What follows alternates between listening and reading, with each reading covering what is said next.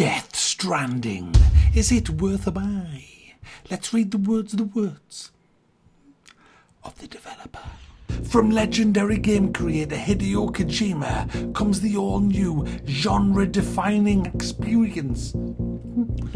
Sam Bridges must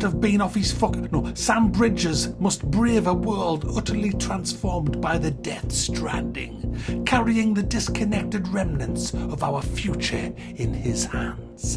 And he's asked, he embarks on a journey to reconnect the shattered world, one step at a time. One step at a time, sweet Jesus.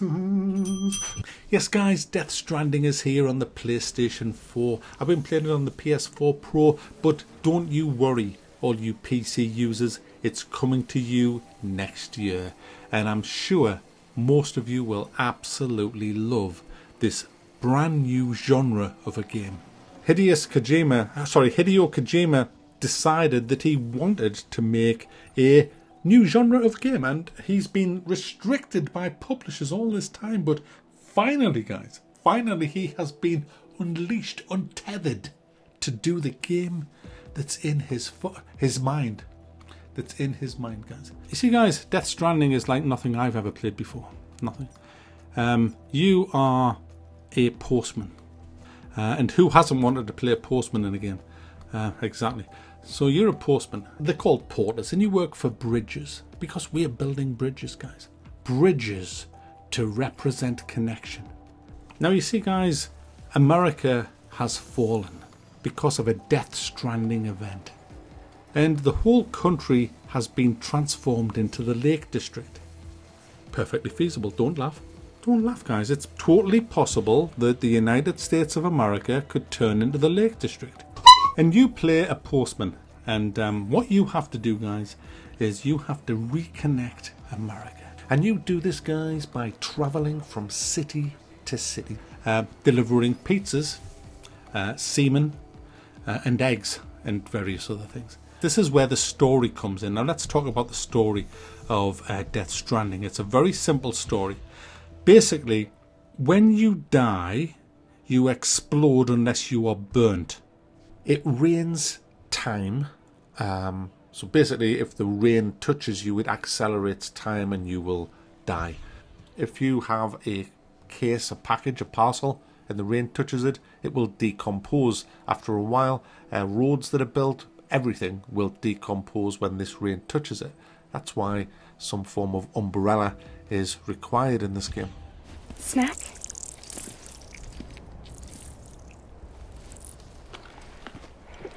You came through then. I don't break that easy. Name notwithstanding. If you do die, you will explode, causing a crater. There's also a beach where there's dead haddock and trout.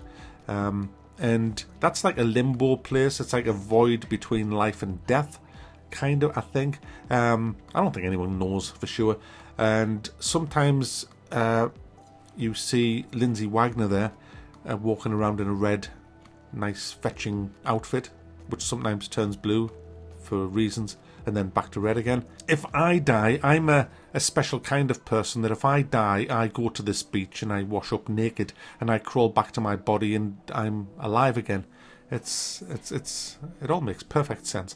Now there's people who are ghosts and they have an umbilical cord attached to the earth, and they are just hanging around. They're called BTs, and if they see you, they will start walking on their hands towards you and try to grab you. If they grab you, the world turns into an oil slick and lots of hands grab you, and then they start sending you flying across the oily ground to a BT monster thing, a big monster thing that resembles a dolphin squid, but sometimes it's like a dolphin lion.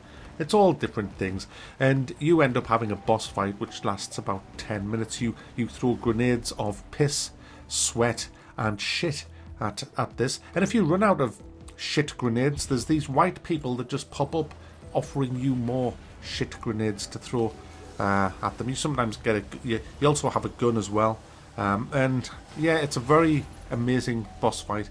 But after I'd killed the first one, I just thought, I never want to do that again because it was absolutely fucking dreadful. So whenever this ever happens again, I just simply walk away. I hashtag walk away from the boss fight. And the boss just says, oh, are you off, Mac? I say, yeah, I can't be bothered to fight you today. He says, oh, that's all right. Well, look, I'll tell you what, Mac. You head off over there. I'll just tidy up all the oil and you can come back and get your parcels. Is that all right? No, yeah, fine.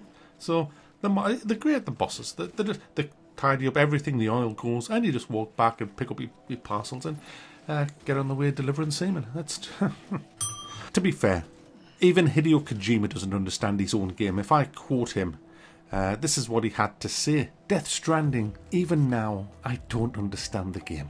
Well, neither do I. There's a woman who's your mother. She was the president. Oh my goodness, guys, it was so emotional. It was so emotional. She died. Your mother died. She had cancer. And I have to burn her before she explodes. So it was such an emotional ride, guys. I had to strap my dead mother to my back and run to the incinerator. And I have to say, I cried. I cried with laughter as I tripped over every fucking rock. And it was a very emotional moment, guys. It was sad.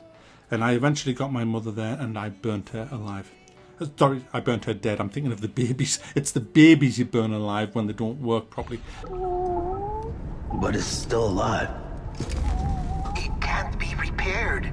And it can't survive outside the pod. Pity it if you want, but the decision has been made. It has to go. Let's talk about the babies. They're called BBs. These are babies that are taken from the womb prematurely. Obviously, the mother's brain dead at the time, so she can't object. So basically, you take this baby from the womb of the mentally dead woman and you stick it in a jar and inject drugs into it and force it against its will to untold amounts of stress, because these babies can't detect these ghosts. And so you strap this jar with a poor little baby around your body and you walk into harrowing situations where the baby gets stressed to shit and starts screaming, and you hear them screams coming through the controller. It's absolutely horrible when you hear that. And what you do is, after you've got through that, if you haven't died, well, you don't die because you just simply run away, you then have to disconnect the jar from your body and give him a gentle rocking motion and say, hush little baby, don't say a word. Daddy's going to drag you back into the horrible world because Daddy's a little fucked up cunt. He doesn't give a shit, you little runt. And so that's the way that goes, guys. You take that little baby and you send it through more and more horrible stress.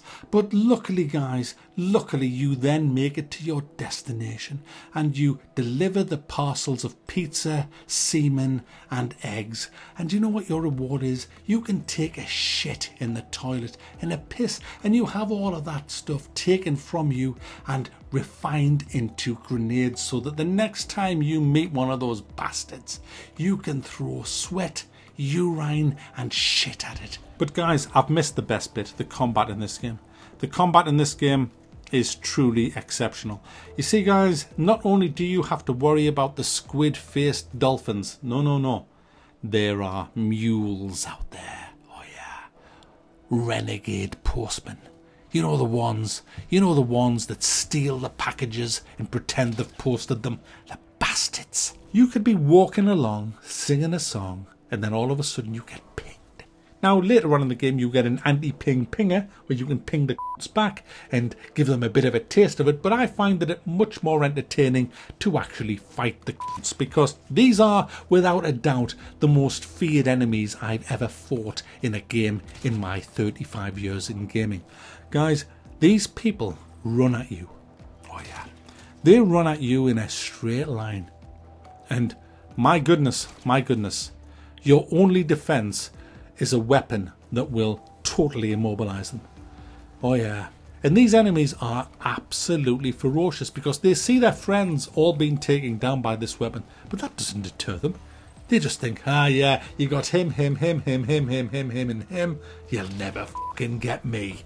Then you get him, and then you have a pile of bodies on the floor. And this footage that you're looking at now was actually played by my partner. I said to her, here, take the controller. Let's see if you can take down this squad. And her words were, what do I do? And I said, you simply press the square button. And then she says, but Mac, they're getting back up. And I says, just go up to them and press the square button. And she went up to them and she pressed the square button and she gave them a kick. One kick. And that totally immobilized them. That's gaming, guys. Now that is what I want to see in a new genre of game. Because, guys, that is what combat should be. That is what combat should be. Guys, I'm just going to sum this up. Enough of this. I'm going to sum this up. £60. £50, depending on whether you buy it on a disc or whether you get the digital version. And all you do is you deliver stuff from one place to another. It's like doing side quests in another game. The combat's absolutely awful. The story is fucked up beyond belief. And the highlight, I'm told, from all these people giving it 10 out of 10 is that you can leave a pair of ladders in this single player game and another player can come across them ladders in their game and use them and leave you a like. Alright. Brilliant. The bottom line is, guys, this game was hyped to shit for 3 years. It's done by a guy called Hideo Kojima, who fancies himself as some kind of artist in the video game industry. And the game is full of people from Hollywood that everybody recognises, and that makes it brilliant. The fact that the story's an absolute load of shit that at times verges on being absolutely sick kind of makes me wonder what actually goes off in this guy's mind. It really does.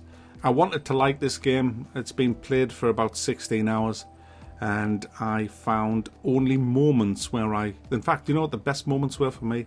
When nothing was happening and I was just listening to the soundtrack, which is really decent, and I was just carrying me parcels, and I sometimes felt that little bit of solitude was nice by myself, nothing really else going on. I could just relax.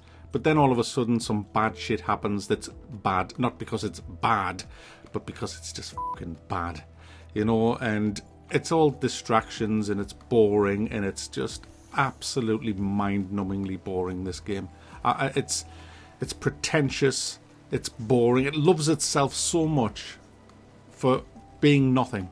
And it reminded me of, if you see these tape modern galleries where someone will sneeze into a tissue and throw it on the floor and say, hey, that's art. And everybody goes, oh, it's amazing. Well, that's what this game does. That's exactly what this game does. And if you like it, well, that's up to you. But in my opinion, if this game wasn't wrote by Hideo Kojima and didn't star the actors that it stars, it would be getting 2 out of 10 at best, because it's a boring pile of shit. No, stop, no, wait, you gotta play it for 15 hours before it gets good. Oh, fuck off.